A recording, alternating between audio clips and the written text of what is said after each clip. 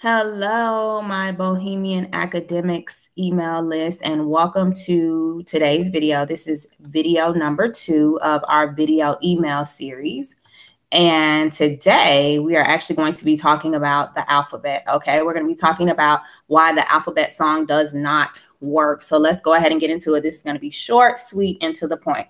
So the alphabet song does not work. And I know you're thinking, well, the alphabet song is something that I've learned when I was a child and I teach it to my child. And, why exactly does it not work? So the alphabet song, it's very cute. Okay, it does help children to feel like they know their ABCs. Now I know my ABCs.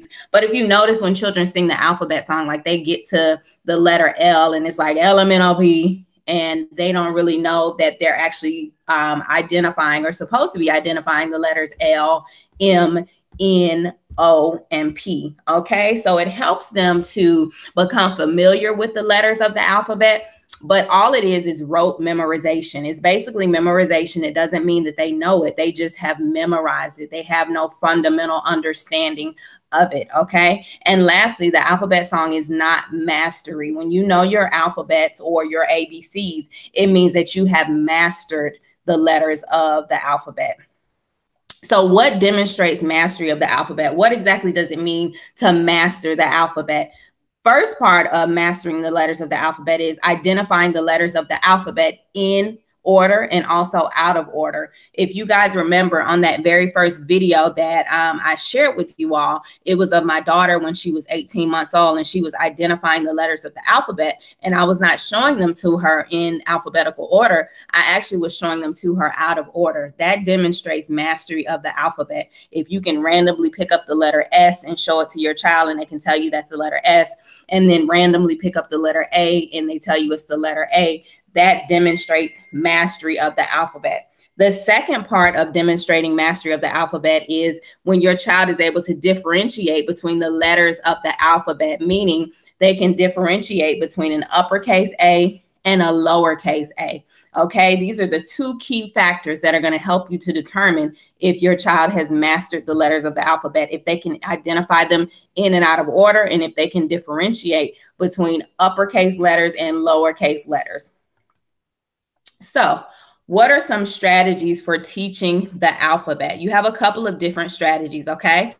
The alphabet song, I'm not saying not to teach your child the alphabet song, but I am saying that that is not going to help them to master the alphabet. So some strategies that you can implement from now, especially if your child is like small, like a baby or 1 or 2 or something like that, you can go ahead and purchase an alphabet floor puzzle. That's how we helped our first child to master the letters of the alphabet. We put the big alphabet floor puzzle on the floor, and she would play around on it. She was able to touch it, so she was able to get in that tactile learning where she was able to touch and learn. She was able to pick up the letters, and then just randomly, like my husband, he would mention to her, like, this is the letter A or this is the letter L whenever she would stumble upon a letter. So it was natural, it was organic, it wasn't forced, it wasn't, us trying to pressure her to learn something at a young age. So I love the alphabet floor puzzle hands down because it's tactile. Your child can touch it and then they can play with it as well.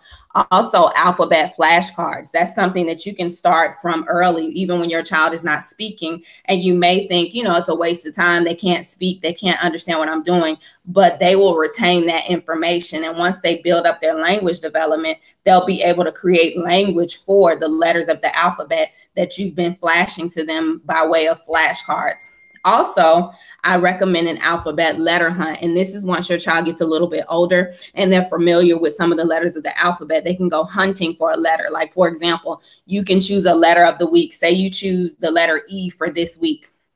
And you can have your child sit down and work on a worksheet where they're circling the letter E on the worksheet. Or you can put a bunch of alphabets on the floor, like the sponge alphabet letters on the floor, and have your child pick out every single letter E. So you can make that fun as well. And then always you have technology, which you have your YouTube videos, your songs and your videos. You also have Hooked on Phonics DVDs as well. And I like to use technology as a supplement, not as my primary resource for teaching a a skill. I'm more old school. Like, give me some flashcards, give me a magic marker, and I'm going to create my own resources. That just, it's worked best for me. So this is a picture of the alphabet floor puzzle. And again, this is tactile, so your child can touch it. They can take the letters out of the little spaces as they're kind of playing with them and looking at them. You can just casually, very casually mention, oh, that's the letter O, or that's the letter D, and have them repeat it after you. Again, organic with no pressure, just something natural. Also, you have the alphabet flashcards, and they look pretty much like this. You know, some of them have different pictures for the different letters, but they look like this. They're going to have the uppercase letter, the lowercase letter, and they're also going to have a picture of a word that begins with the letter. So as you're flashing it to your child, you can just casually say, this is the letter A. Can you say A? A for apple, apple, and you want to put emphasis on the sound that the letter makes by saying the name of the picture. Then you have your alphabet letter hunt, and this is what it would look like if you did it in a worksheet format, where the letter that they're supposed to be identifying is the letter D, and uppercase and lowercase. So they would circle all of the uppercase letter D's, all of the lowercase letter D's. And you can, again, do this with, they have the little letters that are like magnetic that you put on the refrigerator. They also have the little sponge letters, and you can just get like a couple of packs of those and like mix them up.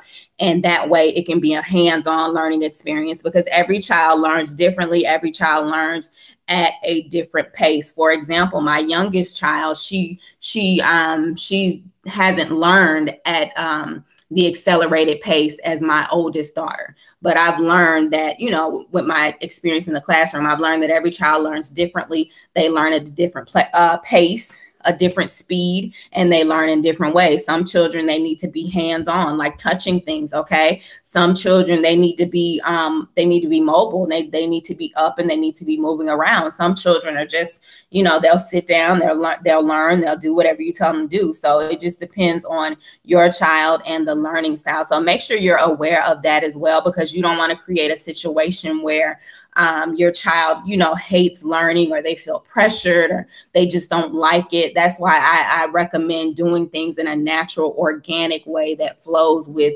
your teaching style, and then most importantly, your child's learning style, because you want them to associate learning with fun. Okay. Colors, playing, jumping around, touching, or, you know, whatever makes them feel most comfortable and most susceptible to learning whatever it is that you're teaching them.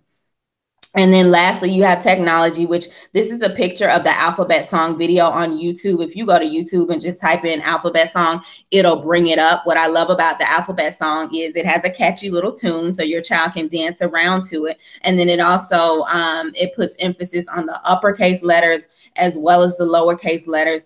And it teaches your child the sounds, the phonics behind the actual letters. So that's why I recommend this one. Is like my absolute favorite alphabet song. So that is the end of our presentation for today, the alphabet song. If you have any questions, make sure that you shoot me an email or reply back to this email, and I will see you guys on video number 3 tomorrow. Make sure that you share this video out with anyone who can benefit from it, or you feel free to share my website, www.bohemianacademics.com, with any parents, any moms, any dads, any guardians that could benefit from this information. And again, if you have any questions, any concerns, if you're ready to go ahead and invest in an actual course so you can teach your child from A to Z how to start reading, like seriously reading, then you can go ahead and send me an email as well. And I'll see you on the next video. Thanks, guys.